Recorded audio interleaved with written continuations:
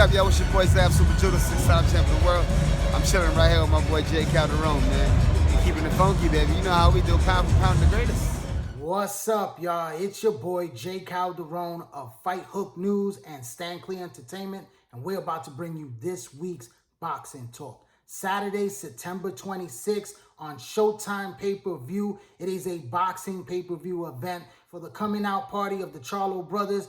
Both brothers bursted onto the scene at 154 pounds in the junior middleweight division, capturing world titles simultaneously. These guys were dominating the division, but they were always considered the number 2 and number 3 best fighters at 154 pounds, right behind their former stablemate, Aslandy Lara, who was the most dominant of the division, who was the top dog in the division for quite some time before he was defeated by Jarrett Swift Hurd. Now the Charlo brothers have both been seeking their opponents that they could shine the most, and this is their opportunity to come out and show the world how good the Charlo brothers really are. Now, Jermell Charlo, who fights at 154 pounds, holds the WBC title, and now he's looking to unify with WBA and IBF junior middleweight champion from the Dominican Republic, Jeison Rosario. This is a fight matchup where I see it playing out the same way it did against Tony Harrison. I believe that Jeison Rosario has a similar style to what Tony Harrison brought to the table. A guy that can use his jab very well. He's a boxer puncher, has very good punching power, and is going to go in there trying to utilize those boxing skills and try to hurt Charlo the way he did against Julian J. Rock Williams. But I believe that Charlo is going to do the same thing that he did to Tony Harrison. My opinion, I believe that Charlo beat Tony Harrison in the first fight.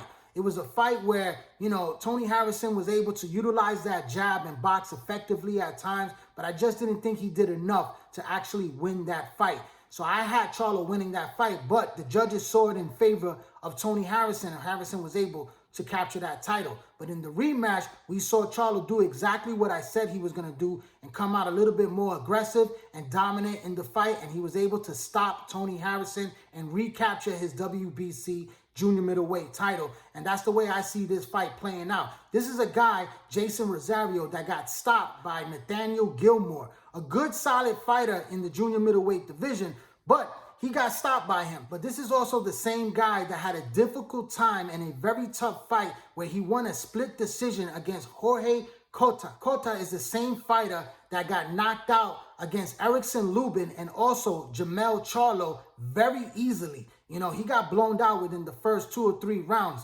against these guys. So Jeison Rosario having a tough time against Jorge. I know that styles make fights, but I just see that this fight right here doesn't favor him. He might be doing well in the first couple of rounds, but I see Charlo completely dominating this fight. I believe that Charlo will knock him out or stop him within the first 6 rounds. That's just what I feel. I think they're going to go jab for jab. Both guys have a very good jab. Charlo's jab is very strong. He also has some good quickness, and he is very physically strong fighter. And I believe that his punching power will match Jeison Rosario's punching power, and he will be the most effective one that delivers his punches and hurt Jeison Rosario. We've seen the chin that Charlo has, and Charlo has a pretty good chin. So I believe he will be able to stand up to Jeison Rosario's punching power. But I don't think Jeison Rosario will be able to stand up to Jermell Charlo's punching power, and he will get stopped in this fight. And then you will see him unify the WBC, WBA, and IBF junior middleweight titles at 154 pounds to claim the throne as king to the division. Like I said, Aslandy Lara was the top guy. He got knocked off by Jarrett Swift Hurd.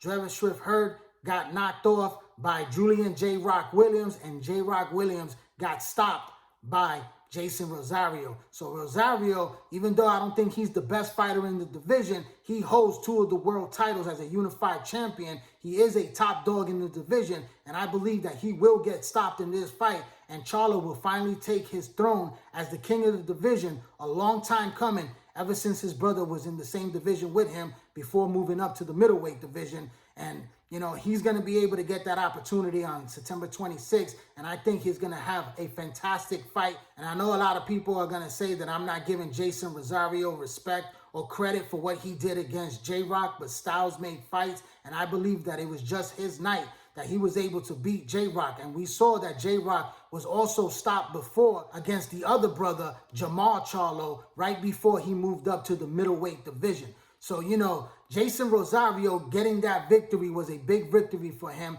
He became world champion. But I just believe that this fight right here against Charlo is going to be a much more difficult task for Rosario to overcome. And I believe that the better man is Charlo, and he will claim victory and those title belts.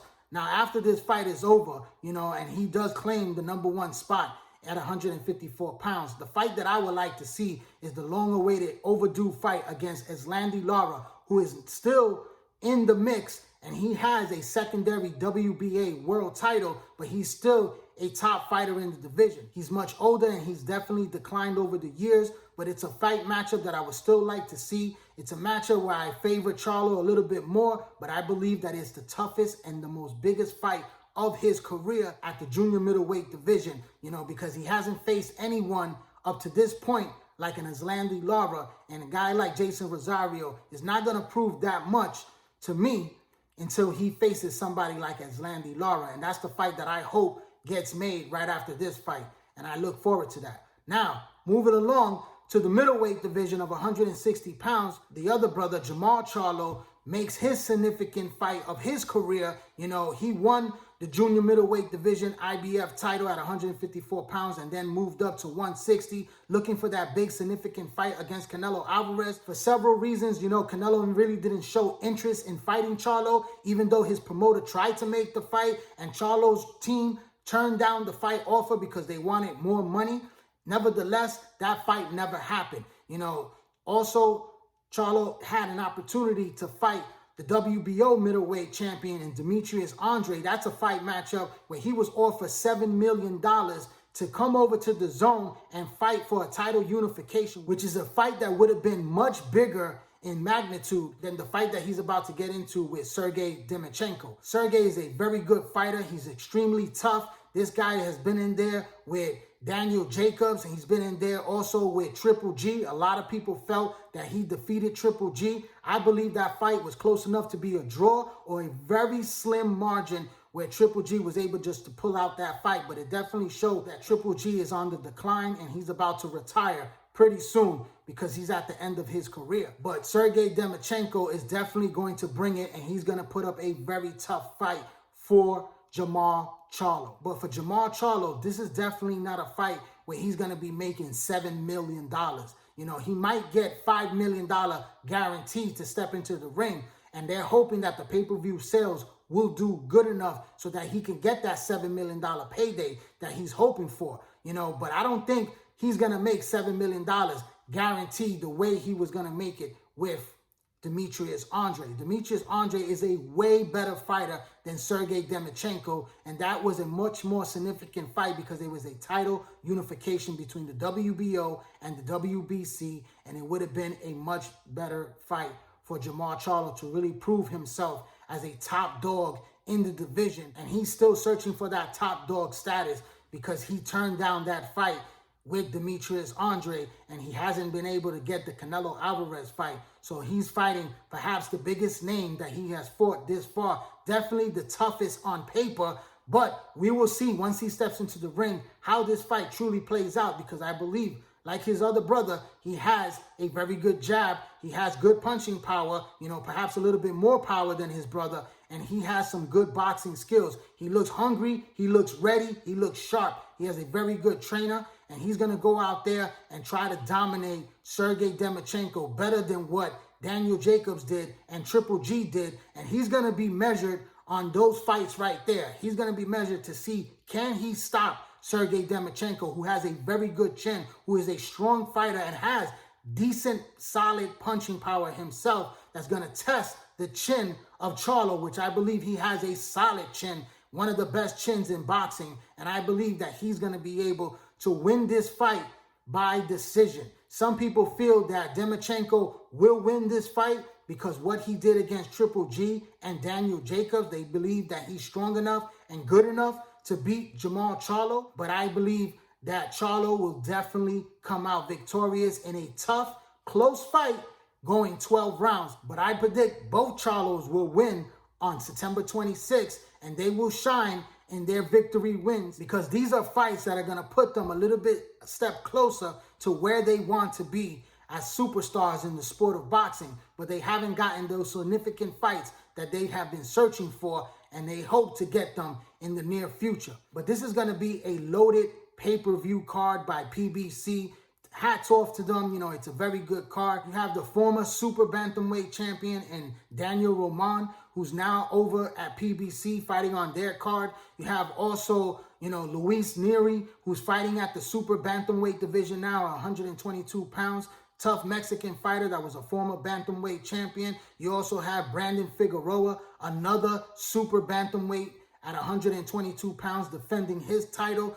So you got several fights on this card that are very interesting, good, solid fights. And then you have the two main cards, which is both Charlo brothers defending their titles and looking for some significant wins and looking very impressive to go and show the world that they have arrived and they deserve respect in the boxing world as two twin brothers that have dominated the sport with everyone that have stepped in front of them. But that's my final breakdown and analysis of the upcoming fights. So tune in to Showtime Pay-per-view on Saturday, September 26th for a big night of boxing. I'm Jay Calderon. I'd like to thank everyone for tuning in to this YouTube channel. Please subscribe to the YouTube channel.